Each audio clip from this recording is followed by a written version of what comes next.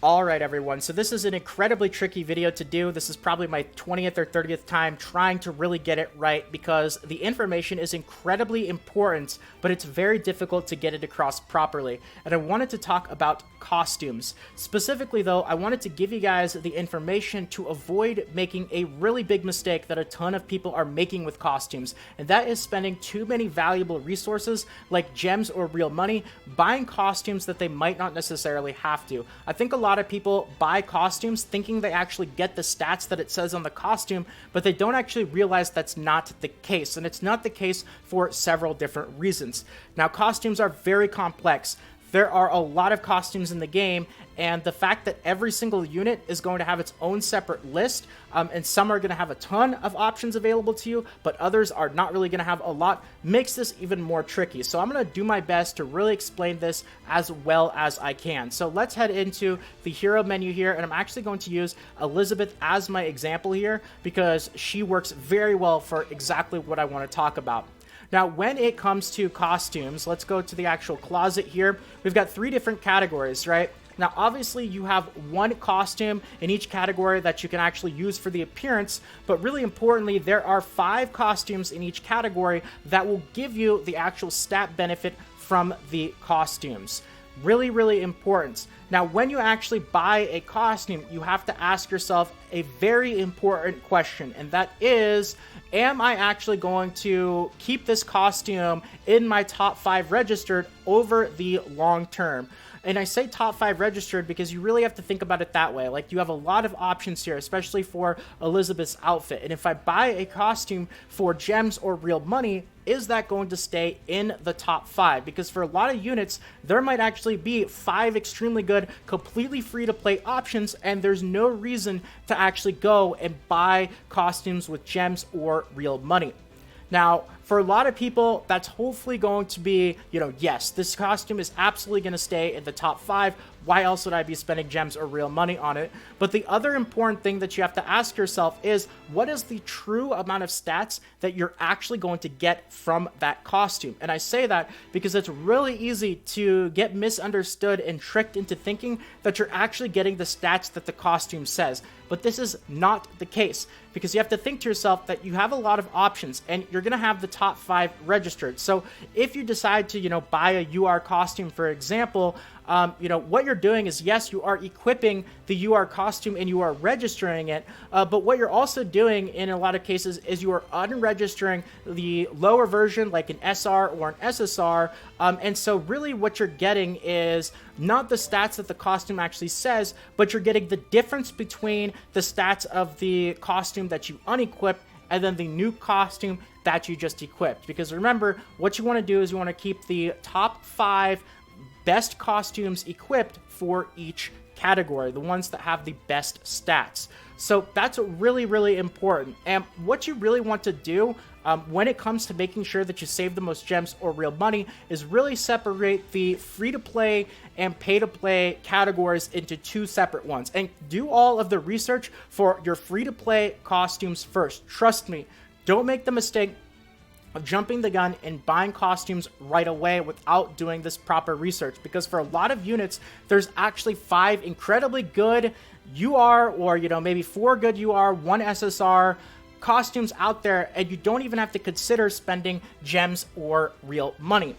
And then after that, you can kind of take the costumes that are in the Sacred Treasure Shop and the ones that do cost gems and real money, and then kind of figure out all the research for those. But let's just use Elizabeth here as an example for outfits, right? Now, for the free-to-play costumes, there are a ton that you can get. First of all, evolving the actual unit itself. You're going to get a costume for evolving to SR, SSR, and UR. But not only are you going to get their costume, but units share costumes with their equivalent versions. So different colors, different versions. It even says here, outfit for Hostess Elizabeth and Princess Elizabeth. So they're all going to have the same costume pool, which makes it even easier and less tempting to feel like you need to spend gems or real money buying costumes, as there's really a lot of choices out there for certain units. Unfortunately, though, it's not the case for other units. But, you've got the actual evolving And this is why a lot of times as well, like eventually you're going to want to, if you have units out there that you really use a lot or they're extremely meta for PvP, you don't want to just obviously take them to UR, but you also want to take any versions that share costumes with them also to UR as well. Now, don't forget the affinity. Same thing as with evolving, is this piece is going to go to Hostess Elizabeth and Princess Elizabeth. So any shared versions are also going to get the affinity costumes as well. So that's another one. You've also got the PvP weapons. That's another really, really big one. And let me actually head over here because I have a really important piece of advice for PvP weapons that I actually have made the really big mistake of doing myself, and I don't want you guys to do this. That's actually why I make a lot of these videos, is I've learned, made the mistakes. Hopefully you guys don't actually have to. So there are a lot of weapons that you can buy with PvP coins in the actual PvP shop.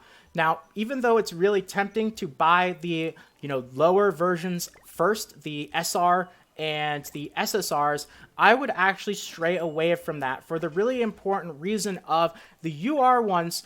Just like I said at the start of the video, these ones are probably going to stay in your top 5 list for a very, very long time. Whereas the SR and the SSR ones, like if you spend the coins on the SR one, sure, they're cheap, but for a lot of units like, Meliodas, he has so many weapons available to him that are you realistically going to keep, the SR PvP weapons in your top 5 registered? Probably not. So if you're caring about stats, then I would absolutely go for the UR ones, kind of work in the reverse order, especially for units that have a lot of competition for their top 5 registered slots. Then, of course, go to SSR and then go to SR. Now, if you want to collect them all eventually anyway, that's totally fine, but for stat optimization, that's kind of my advice for that right there. So you've got the Evolve, you've got the Affinity, you've got the PvP weapons, you've also got Pop-Up Shop as well. Pop-Up Shop actually has gold costumes and it has gem costumes. Absolutely going to be worth buying the gold ones, especially when you include that 40% discount that you can end up getting with the boss kill and the donation.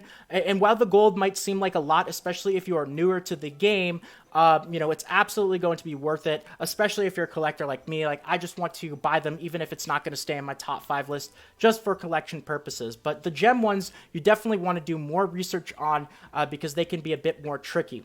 And then the last category for free costumes, at least right now, is events. And that's why I wanted to make a video like this right now, is because we actually have one right now. The 100-day celebration, tons of costumes available through this.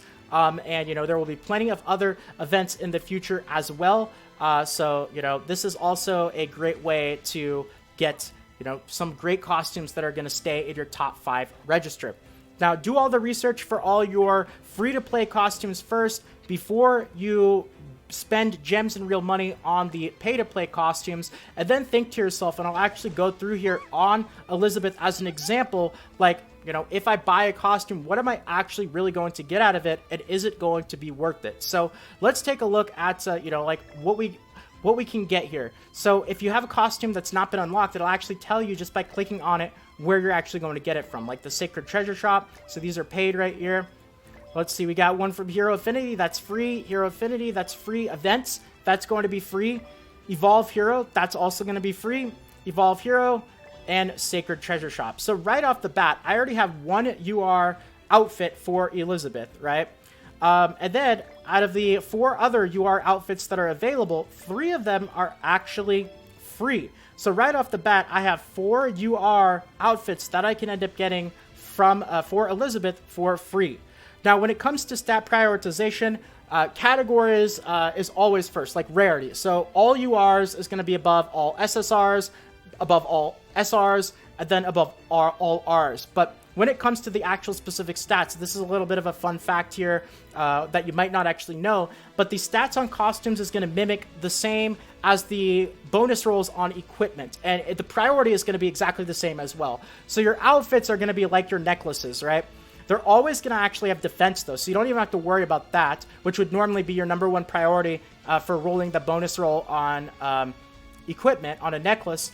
But then the other rolls here, like if we actually go to my necklace as an example here, you'll see that if we go to equipment and we go to necklace here, and let's actually let's see here. Let me look at the 4 different things that we can get. So we got defense, which we're always going to have as a base roll, but then we also have resistance, crit resistance, and crit defense that we can roll. Those are also going to be the same stats that you can get on those costumes right there. Same stuff. And the priority is the same as well. So between those 3, resistance is going to end up being the most important, and then you know, crit resistance and crit defense are kind of going to be second down the line there, right? For weapons, exactly the same. It's going to mimic the same substats as your bracelet does, right? So you've got your pierce, which is going to be number 1 on the priority list, and then you've got your crit chance and crit damage, which are going to be below pierce. And then for the cosmetics here, you've got the same as the belt rolls. So you've got lifesteal, which is going to be your number 1 priority, and then you've got the recovery and regeneration, which are going to be second in line there. So but the rarity is always going to be first. So going back to Elizabeth's costume here, we've got 4 UR ones that are available to us completely free without having to spend gems or real money. This is the one that's actually from the Sacred Treasure Shop, right? But let's look at the actual stats here. You know, we've got defense, crit resistance, and crit defense.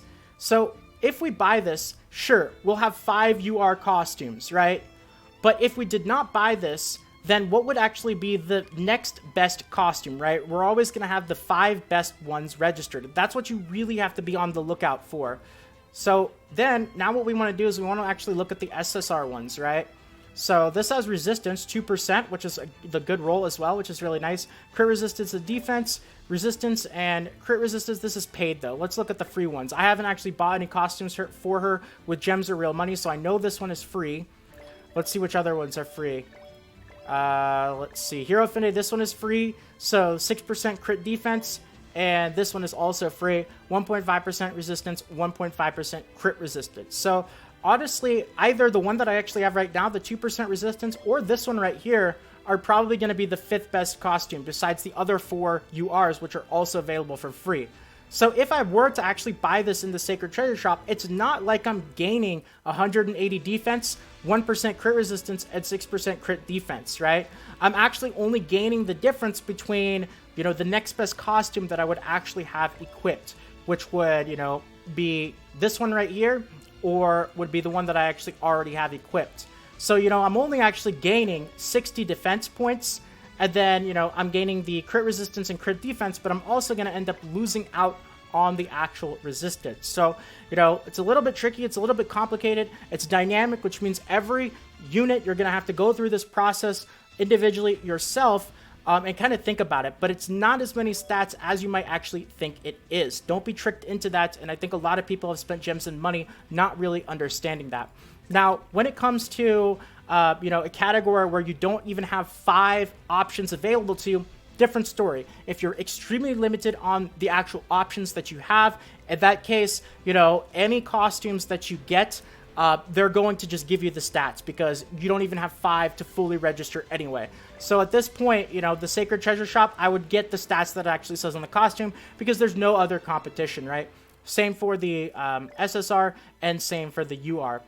And then the cosmetics here, we would have to go back and kind of calculate and go through that same process that I just went through with the outfits. So like I said, this is obviously pretty complicated. Costumes are quite complex, and I have made this video, or at least attempted to try to make it better several times now today, because I wanted to explain my thought process through this as well as I could, so that you guys end up avoiding that crucial mistake. So hopefully this version is good and you guys were able to, you know, get the most important stuff out of it. And if you guys enjoyed this video and you want more videos like this in the future, consider subscribing to the channel. Feel free to leave a quick like as well. It means more than you can imagine. So thank you so much to all of you who decide to do that. And more 7 Deadly Sins Grand Cross Global videos should be popping up on the screen right about now. Feel free to check them out. But if not, until next time, take care everyone, and this is Salt of the Salty Guild, signing out.